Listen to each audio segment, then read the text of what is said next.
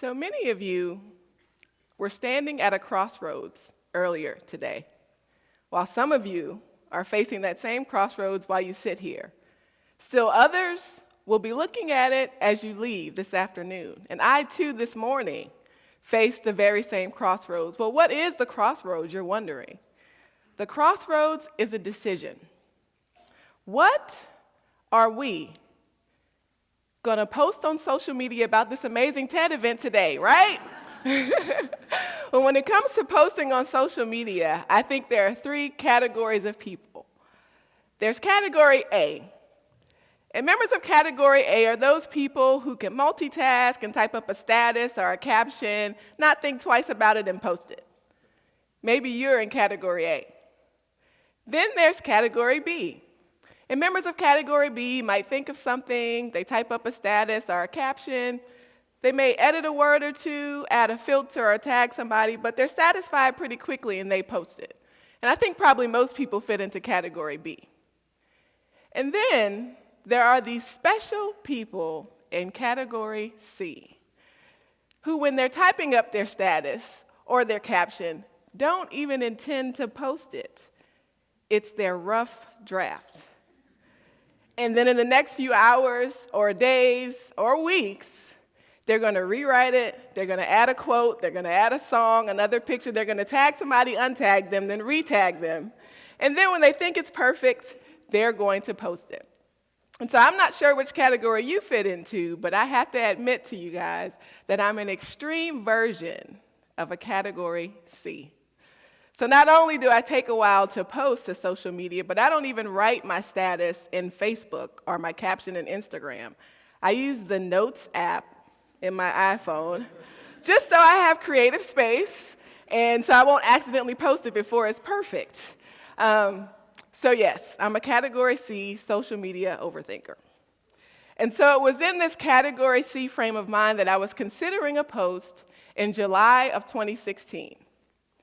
And this was the summer that some people referred to as the summer of hate, where there were these tensions between communities and police departments in cities like Dallas, Minneapolis, and Baton Rouge.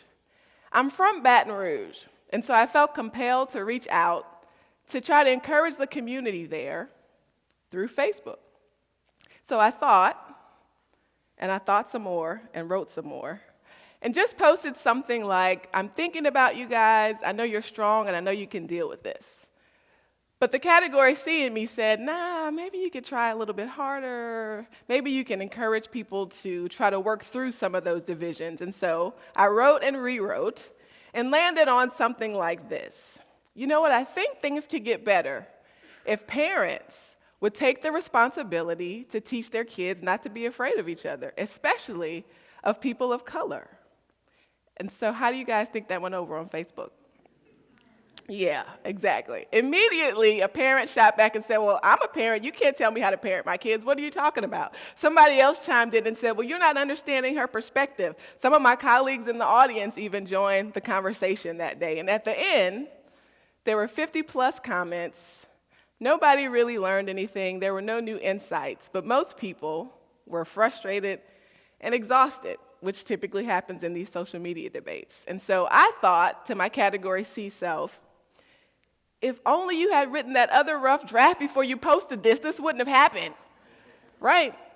But of course we know that overthinking social media posts is not going to solve these big problems. But what I started to do was to think about how I could be more of the solution than the problem. And I thought out loud about it with a colleague who's a good friend now. And he was involved in that initial epic Facebook battle. And so we thought out loud about what we could do to get goodwill people together to tackle some of these issues, and we decided to host a community forum in Tupelo who had experienced similar tensions. So I remember as Tony was preparing his presentation, I thought, man, this is going to be so eloquent. He's got psychological theories and philosophical constructs and great slides. And all I could think of in my category C mind is that if I stood in front of a group of people and tried to talk to them about race and privilege and police accountability, maybe the category A's would hear what I was saying. Category B's would probably give me a chance, but the category C's would probably be ripping apart what I was saying line by line. So I said, probably not a presentation. I think I'm just going to have to trick them. Trick them out of their rehearsed stereotypes and talking points on these issues and instead trick them into considering their set of experiences that has shaped the way they viewed the world. But this wasn't going to be easy, getting people into a room that have lots of different opinions. First, they'd have to speak the same language. And so I know that language wasn't going to be English because English is the language we use to yell at each other on social media. I thought maybe Swahili, I speak Swahili, but I figured probably not that many other people do. So I tried to think bigger, something more universal. And I thought about math. Math.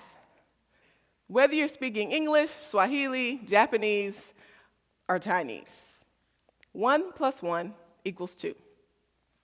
And so I got excited. Math would be the language, but what in the world would I have these people doing at this forum? Would I have them multiplying and dividing? Probably not. Instead, I would need to figure out a way for them to use math to represent their unique set of experiences and be able to compare it to others, to figure out that not everybody has the same starting point. And so I thought about childhood. One of those things that everybody experiences that largely influences our worldview, but we have little control over. So with math and a focus on childhood, I developed a survey. What's your number?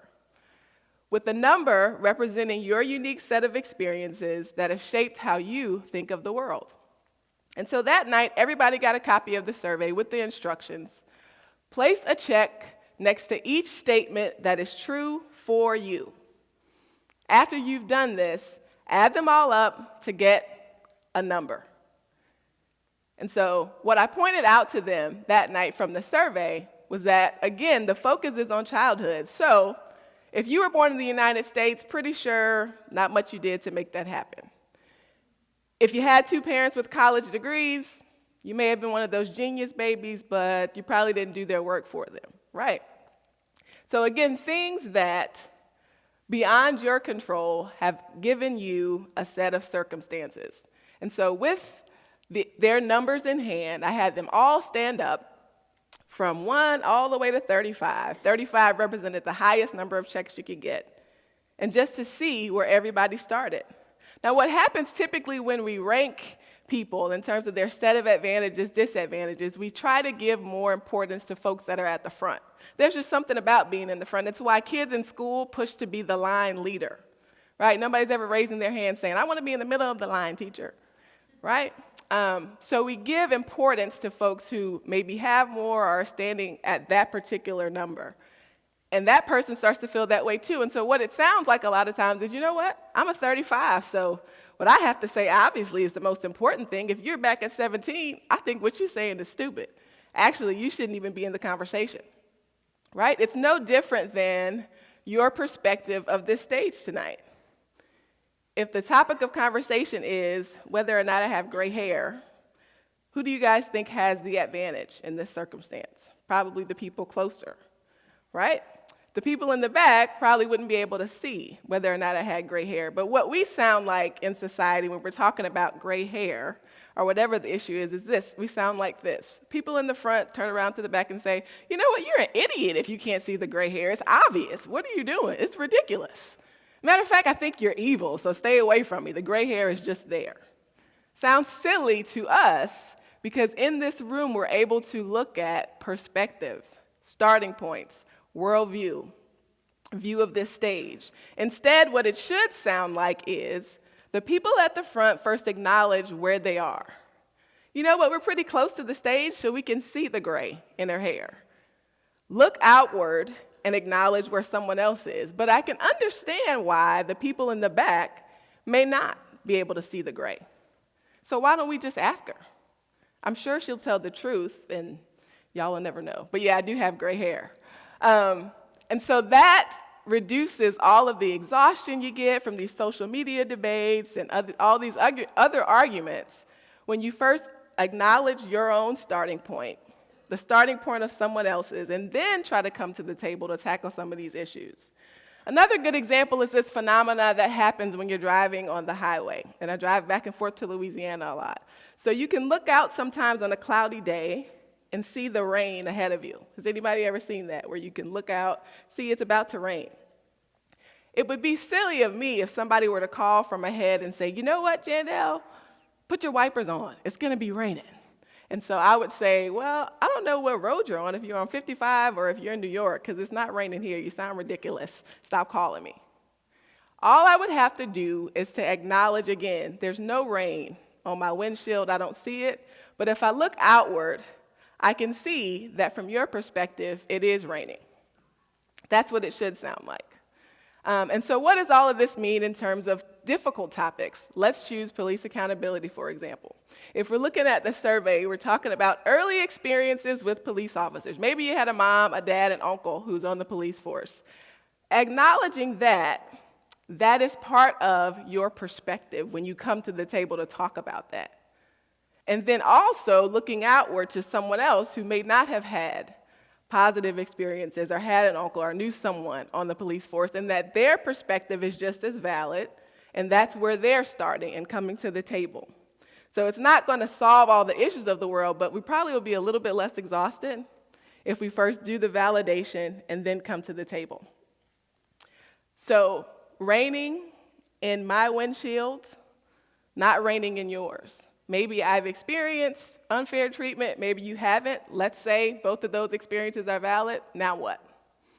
Right? And so today, I encourage you not just to think consciously about your experience here when you're going to post on social media about it. Hopefully you post something nice. But to also slow down and think about your experiences and how they contribute to how you see the world on any number of topics. But to also look outward at the experience of others and how that has shaped how they view the world, whether you think of it in terms of a number or in terms of their set of experience. I know that I'll be trying to do it. I invite you guys to think more consciously, and I hope you spread the word.